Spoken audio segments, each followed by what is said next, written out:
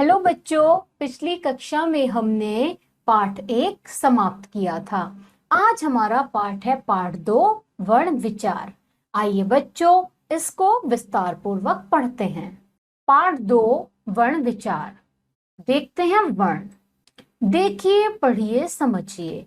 अब बच्चों, यहाँ पे कुछ हमें चित्र दिए हैं, उनको हम देखते हैं। पहला दिया है जैसे घर का, तो हमने यहाँ क्या लिखा? घ के नीचे हलंत जमा ए जमा रे के नीचे हलंत जमा ए बराबर क्या बना मिलकर? घर। इसमें कितनी ध्वनियां आई? 1 2 3 4। तो कितनी ध्वनि आई? 4। दूसरा चित्र देखते हैं जो कि उल्लू का है। तो उल्लू हमने कैसे लिखा? छोटा ऊ जमा ले हलंत जमा ले हलंत जमा बड़ा ऊ बराबर उल्लू। इसमें भी कितनी ध्वनि आई? 4। अब हमें आगे चित्र में अमरूद दिया है, तो अमरूद कैसे लिखा हमने लिखा ए जमा मैं हलन जमा ए जमा रे हलन जमा बड़ा ऊ जमा दे हलन जमा ए बराबर अमरूद। इसमें कितनी ध्वनि आई? 7। आपने ऊपर देखा, दिए गए शब्द अनेक ध्वनियों के मेल से बने हैं। ध्वनियों के लिखित रूप को वर्णयाक्षर कहते हैं। कोई भी जो शब्द है वो ध्वनियों से मिलकर बनता है और ध्वनियों के लिखित रूप को ही हम वर्णयाक्षर कहते हैं। ये ध्वनियां इतनी छोटी होती हैं कि इनके और अधिक टुकड़े नहीं किए जा सकते। ये इतनी छोटी होती हैं कि इनको और तोड़ा नहीं जा सकता। इन ध्वनियों को लिखने के लिए चिन्हों का प्रयोग किया जाता है। ये चिन्ह वर्ण कहलाते हैं। वर्ण को अक्षर भी कहते हैं। इस प्रकार हम कह सकते हैं कि जो ध्वनियां लिखी जाती हैं उनमें चिन्हों का प्रयोग होता है और जो चिन्ह होते हैं वही हमारे वर्णयाक्षर कहलाते हैं। वह छोटी से छोटी ध्वनि जिसके और अधिक टुकड़े न हो सकें वर्ण कहलाती है। क्या कहलाता है वर्ण? वह छोटी से छोटी ध्वनि जिसके और टुकड़े न हो वर्ण कहलाता है। वर्णमाला। प्रत्येक भाषा के वर्णों को एक निश्चित क्रम में रखा जाता है, अर्थात किसी भाषा के व्यवस्थित समूह को वर्णमाला कहते हैं। कोई भी भाषा है, हमने उसमें जो भी व्यवस्थित किया समूह वो कहलाता है वर्णमाला। यानी कि हम कह सकते हैं वर्णों का व्यवस्थित समूह वर्णमाला कहलाता है। वर्ण के भेद। हिंदी वर्णमाला में वर्ण के 2 भेद होते हैं, पहला स्वर, दूसरा व्यंजन। कितने भेद होते हैं वर्णमाला में? वर्ण के 2, पहला स्वर, दूसरा व्यंजन। आइए बच्चों पढ़ते हैं स्वर। पहला स्वर। जिन वर्णों का उच्चारण स्वतंत्र रूप से किया जाता है उन्हें स्वर कहते हैं, अर्थात स्वर उन वर्णों को कहते हैं जिनका उच्चारण करने में किसी अन्य वर्ण की सहायता की आवश्यकता नहीं होती। स्वरों का उच्चारण करते समय मुख से हवा बिना किसी रुकावट के निकलती है। हिंदी में 11 स्वर होते हैं। ये 2 प्रकार से लिखे जाते हैं। जब हम वर्णों का स्वतंत्र उच्चारण करते हैं तो उन्हें हम कहते हैं स्वर, जिसमें किसी वर्ण की आवश्यकता नहीं होती। जब हम वर्णों का उच्चारण स्वतंत्र रूप से करते हैं उन्हें क्या कहते हैं? स्वर। और जब हम स्वरों का उच्चारण करते हैं तो वो हमारे मुख से बिना किसी रुकावट के निकलते हैं। हिंदी में 11 स्वर हैं, देखते हैं। पहला, मूल रूप से ए, बड़ा आ, छोटी ई, बड़ी ई, छोटा ऊ, बड़ा ऊ, ऋषि, ऐसे ऐनक, ऐसेड़ी, औ से औखली, ओ से औरत। दूसरा देखते हैं, मात्रा के रूप में किसी व्यंजन के साथ मिलाकर, जैसे कै हलंत जमा आ बराबर क्या बनेगा? का। कै हलंत जमा ई बराबर बनेगा छोटी ची, ई की मात्रा में ची। तै हलंत जमा ई बराबर बनेगा ती, यानी कि बड़ी ई की मात्रा ती। ये हो गए हमारे 11 स्वर और उनको मात्रा के साथ कैसे लिखते हैं ये हमने आपको यहाँ बताया है। अब देखते हैं स्वर के भेद। स्वर के 3 भेद होते हैं, ह्रस्व स्वर, दीर्घ स्वर और प्लुप्त स्वर। कौन कौन से होते हैं? ह्रस्व स्वर, दीर्घ स्वर, प्रलुप्त स्वर। पहला देखते हैं ह्रस्व स्वर। जिन स्वरों के उच्चारण में कम समय लगता है उन्हें ह्रस्व स्वर कहते हैं। ये संख्या में 4 होते हैं। छोटा ए, छोटी ई, छोटा ऊ, ऋषि। ह्रस्व स्वर कौन से होते हैं? ह्रस्व स्वर होते हैं जिनके उच्चारण में कम समय लगता है। वो हैं 4। कौन कौन से? ए, छोटा ई, छोटा ऊ, ऋषि। है आता है हमारा दीर्घ स्वर। जिन स्वरों के उच्चारण में ह्रस्व स्वरों की अपेक्षा 2 गुना समय लगता है उन्हें दीर्घ स्वर कहते हैं। यह संख्या में 7 होते हैं। कौन कौन से हैं?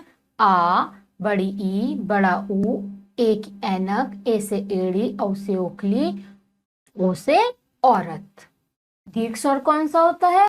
जिन स्वरों में ह्रस्व स्वरों की अपेक्षा दुगना समय लगता है। और ये कितने होते हैं? 7, जो हमने आपको बताए हैं। अब देखते हैं ज्ञ प्रलुप्त स्वर।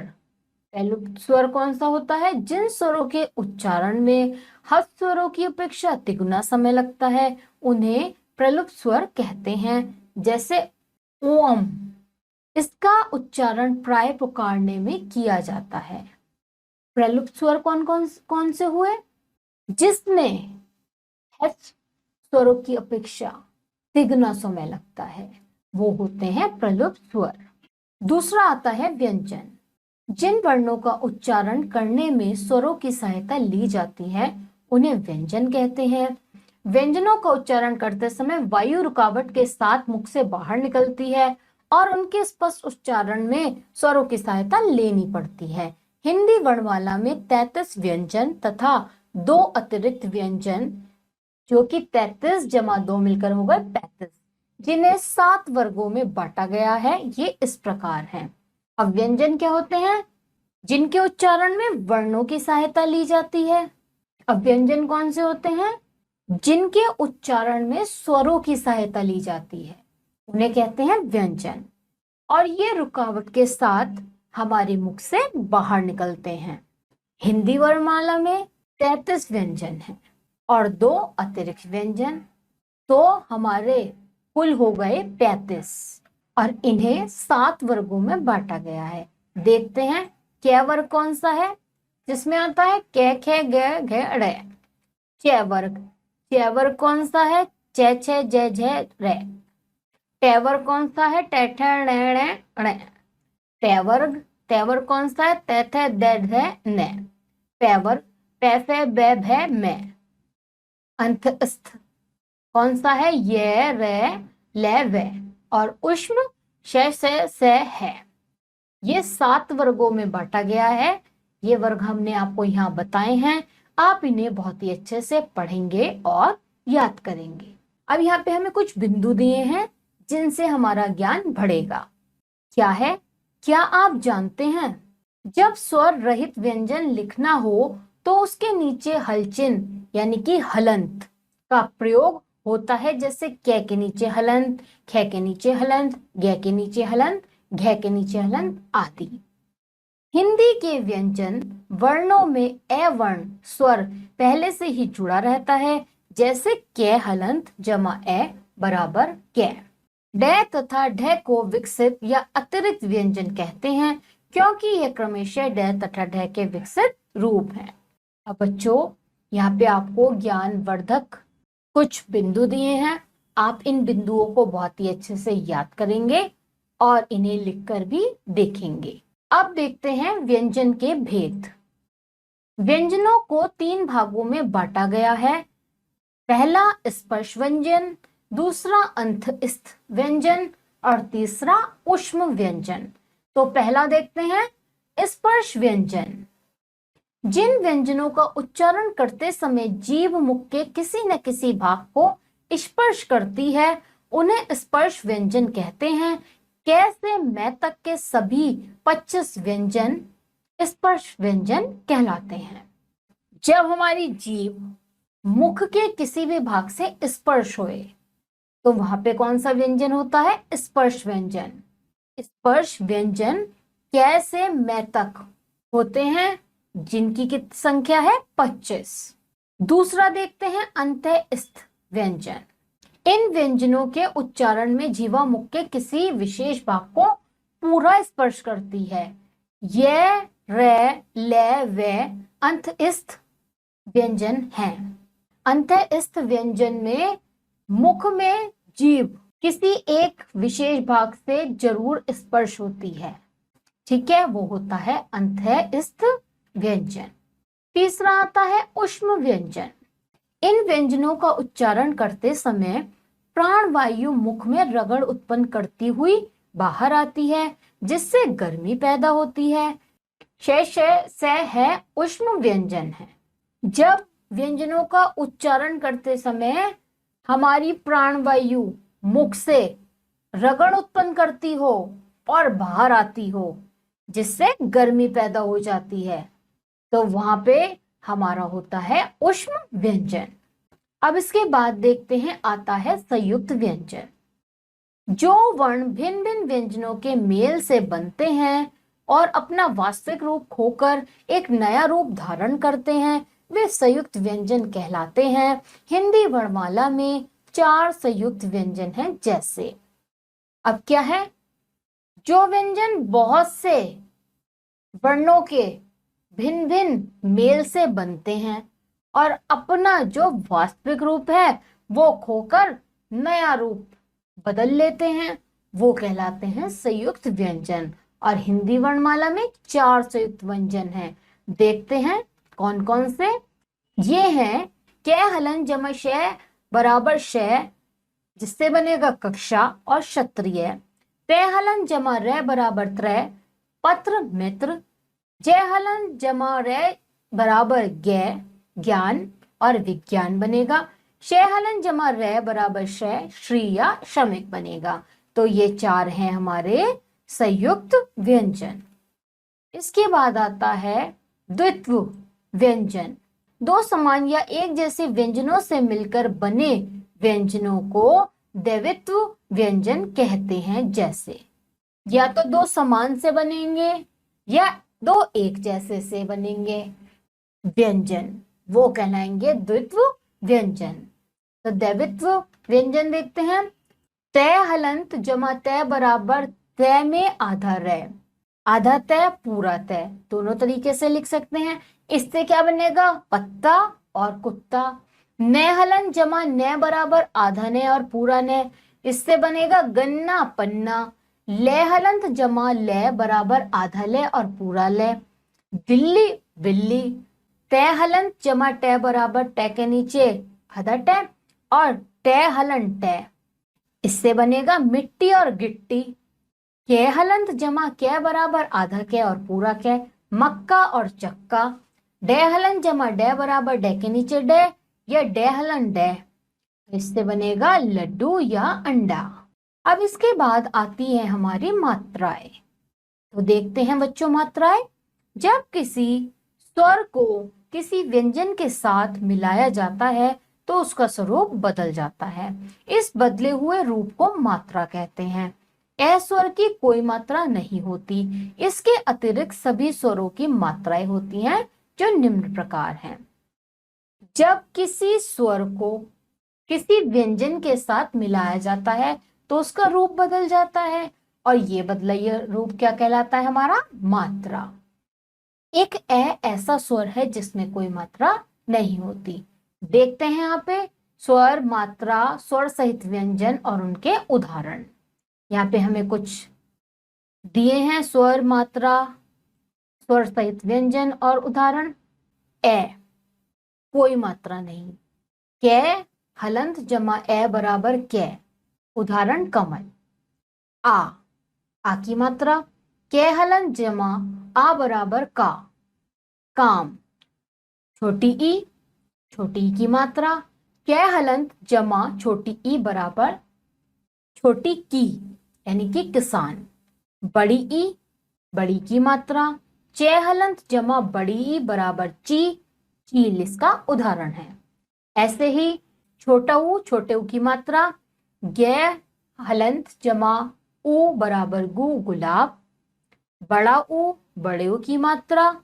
कै हलंत जमा बड़ा ऊ बराबर कु कूप, ऋषि वाला ऋषि, रै कै हलंत जमा ऋषि बराबर क्रय कृषक, ऐसे ऐनक, एक एक मतलब कि एक ही मात्रा, शे हलंत जमा ए बराबर शेर, ऐसे ऐनक, दो मात्रा, एक ही दो मात्रा, से हलंत जमा ए की मात्रा बराबर से यानी कि सैनिक, औ ओ की मात्रा, के हलंत जमा ओ बराबर कोयल, औ दो मात्रा, पे हलंत जमा ओ बराबर पो, उदाहरण पौधा। तो ये हमें कुछ स्वर दिए, मात्राएं दी, स्वर सहित व्यंजन दिए और उनके उदाहरण दिए। आप इन सबको अच्छे से पढ़ेंगे और याद करेंगे। अयोगवा, वर्णमाला में स्वरों के अंत में और व्यंजनों से पहले अंग्य व अह ध्वनियां आती हैं। अंग्य को अनुसार तथा अह को विसर्ग कहते हैं। ये अ के योग से ही वहा करते हैं, यानी अ के बिना इनका उच्चारण संभव नहीं है, इसलिए इन्हें अयोगवाह कहा जाता है। अयोगवाह का संक्षिप्त विवरण निम्न प्रकार है। अंग्य को कहेंगे अनुस्वार और अह को कहेंगे विसर्ग। आइए देखते हैं। कह दिया है अंग्य अनुसार, जिस ध्वनि का उच्चारण करते समय वायु केवल नाक से बाहर निकलती है वह अनुसार कहलाती है।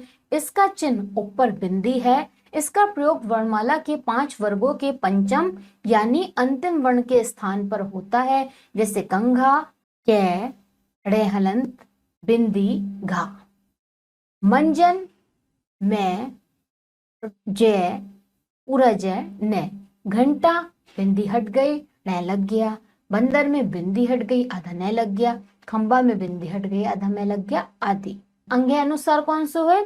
जिसमें हम ऊपर बिंदी लगाते हैं तो वो कहलाते हैं हमारे अंग्य अनुसार। ख देखते हैं। अह विसर्ग का उच्चारण आधे है के समान होता है। इसका चिन्ह दो बिंदी है। विसर्ग का प्रयोग केवल तत्सम शब्दों संस्कृत शब्दों में होता है। इसे व्यंजन के बाद लगाया जाता है, जैसे प्रातः, अतः, नमः, प्राय आदि। अह में है की आवाज आती है और इसका चिन्ह क्या है? दो बिंदी, और इसे हम कहते हैं विसर्ग। ये संस्कृत शब्दों में हम लगाते हैं और ये लगाते कैसे हैं? जैसे हमने लिखा नमः, तो नमः में दो बिंदी बाद में लगा दी, अतः दो बिंदी लगा दी, शब्द के बाद हम दो बिंदी लगाएंगे, वो होता है अह विसर्ग। यह देखते हैं, वो आता है अंग्य अनुनासिक। जिस ध्वनि का उच्चारण करते समय वायु मुख और नासिका दोनों से एक साथ निकलती है उसे अनुनासिक कहते हैं। इसका चिन्ह चंद्र बिंदु यानी कि ऊपर चांद लगा के उसमें बिंदु लगाते हैं, जैसे कि हंस, पूंछ, आंख, दांत, बांस, पांव आदि। तो अंग्य अनुनासिक में क्या होगा? इसमें हम ऊपर चंदा लगा के उसमें बिंदी लगाते हैं, जिसे हम चंद्र बिंदु कहते हैं। जैसे हम आंख में लगाते हैं चंद्र बिंदु लगा के बिंदी, दांत में लगाते हैं चंद्र बिंदु लगा के बिंदी आदि। अब देखते हैं रै के विभिन्न रूप। रै को व्यंजनों में 3 प्रकार से प्रयोग किया जाता है। रै को हम कितने प्रकार से प्रयोग करते हैं? 3। तो देखते हैं कौन से। पहला, जब रै स्वर रहित हो तथा किसी व्यंजन से पहले हो तो रै उसी व्यंजन के ऊपर लिखा जाता है, इसे रेफ कहते हैं। इसका चिन्ह शब्द के ऊपर हम आधा रै लगा देते हैं। किसी भी वर्ण के ऊपर कट स्टार्ट, किसी भी वर्ण के ऊपर हम आधा रै लगा देते हैं। जब हम किसी वर्ण के ऊपर आधा रै लगाते हैं तो उसे हम रेफ कहते हैं, और वो आपको उदाहरण से समझ में आएगा। देखिए, ध जमा रै के नीचे हलंत जमा मैं बराबर धर्म। अब हमने इसमें क्या किया? मैं के ऊपर रै लगाया आधा, ठीक है। तो ये हो गया रै का एक व्यंजन। रै को व्यंजनों में 3 प्रकार से जो है उसका पहला प्रकार हुआ, हमने ऊपर लगाया रै। इसमें हम क्या क्या लिख सकते हैं? धर्म और कर्म।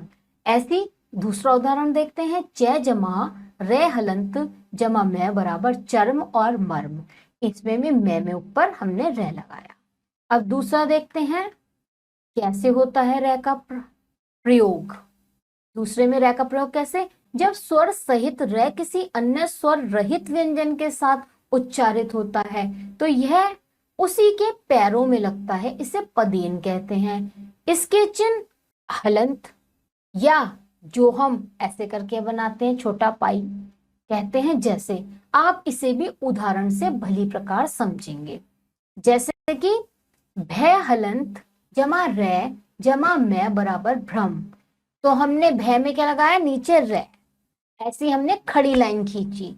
जो खड़ी लाइन खींच देते हैं वो होती है हमारा रै का एक रूप लिखने का, जिसे हम पदेन कहते हैं। ऐसे हमने क्रम में नीचे रै लगा दिया। देखते हैं दूसरा उदाहरण।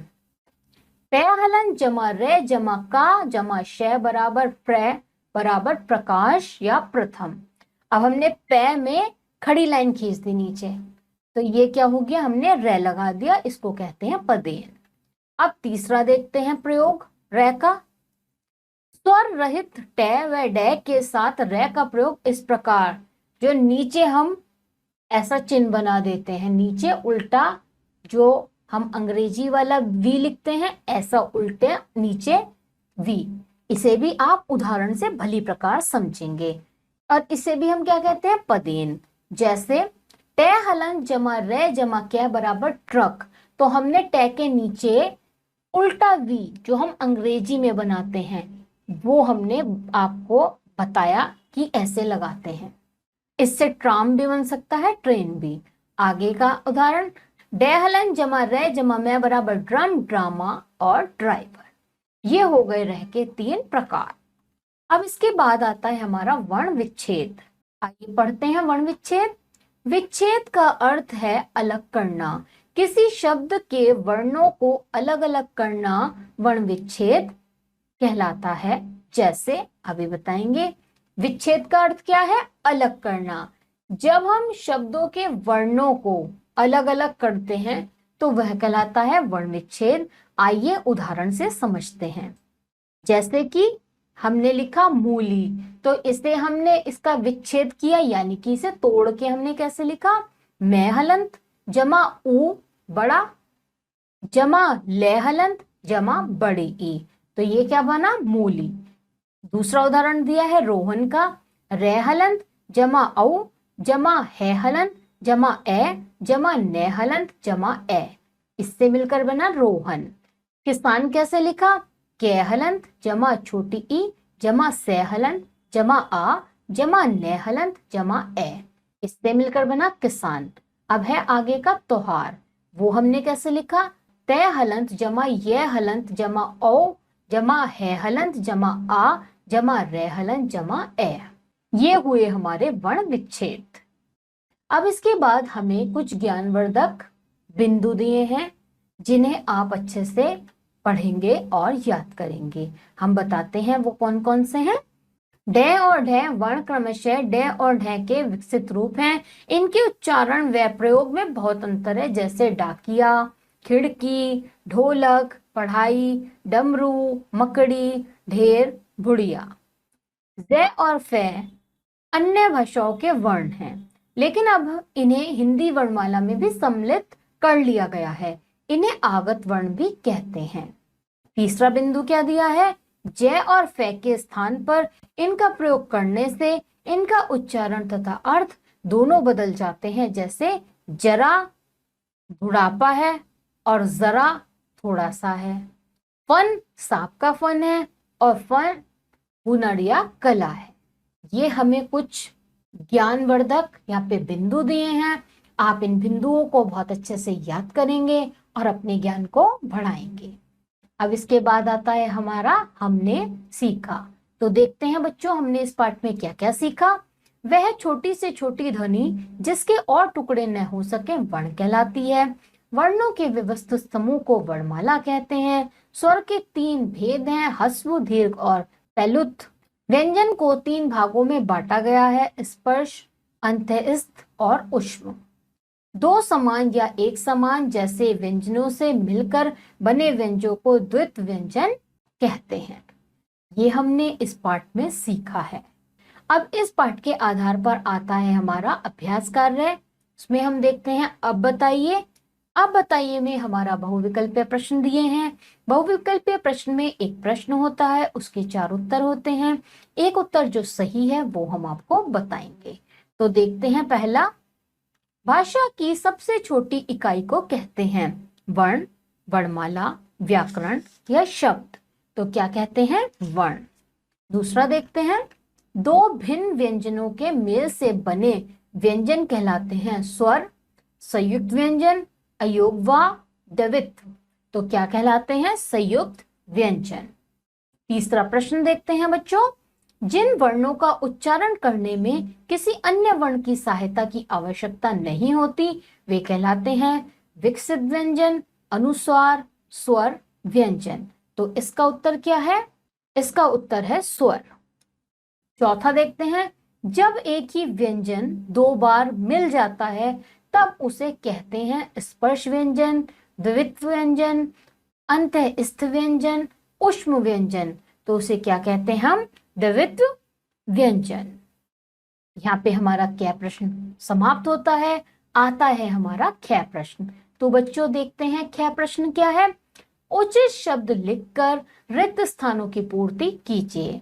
अब यहाँ पे हमें कुछ शब्द दिए हैं जो रिक्त स्थान के लिए उचित होंगे, वो हम रिक्त स्थान में शब्द भरेंगे। पहला देखते हैं, वर्ण खालिस्तान प्रकार के होते हैं। इसका उत्तर क्या है? 2। दूसरा देखते हैं, अस्वर की कोई खालिस्तान नहीं होती है। क्या नहीं होती है? मात्रा। आपने पाठ में बहुत अच्छे से पढ़ा है। तीसरा देखते हैं, ये, रे, ले, व खालिस्तान व्यंजन होते हैं। कौन से होते हैं? अंतःस्थ।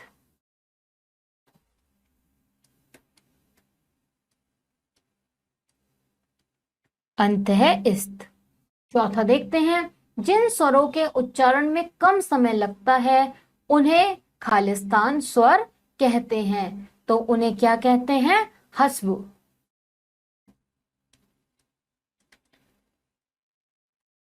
और बच्चों इसी के साथ यहाँ पे हमारा पाठ समाप्त होता है। बच्चों मुझे लगता है पाठ 2 वर्णमाला आप सभी को बहुत ही अच्छे से समझ में आया होगा। अब आप इस पाठ का बहुत अच्छे से अभ्यास करेंगे और हम आपको मिलेंगे अगली कक्षा में। तब तक के लिए आप सभी बच्चे अपना ध्यान रखिए।